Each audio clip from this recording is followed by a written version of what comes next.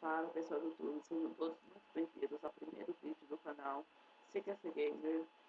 Bom, como é o primeiro vídeo, eu quero fazer uma coisa muito especial e eu fiz, que é esse mapa aqui, é um game que eu fiz, é o Monumento do Oceano.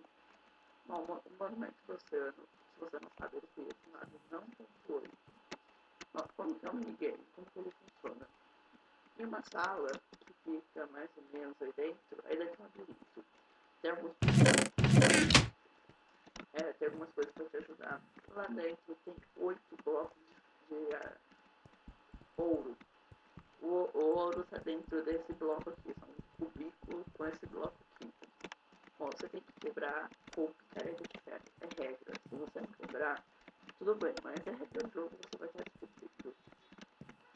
Se você quiser gravar vídeos com esse mapa, beleza, tudo tranquilo, é só dar o link aqui no canal na descrição, falar que eu fiz.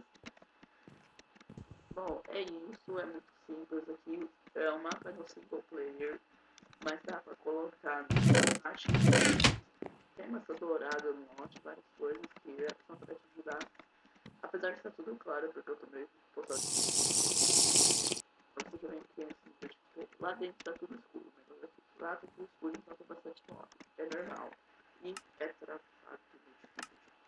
Bom, o vídeo tá ficando longo, eu tô gravando fast, então por isso eu tô fazendo vídeo curto. Minha internet também não é boa pra lançar vídeo de no máximo 5 minutos. Bom, foi isso. Falou e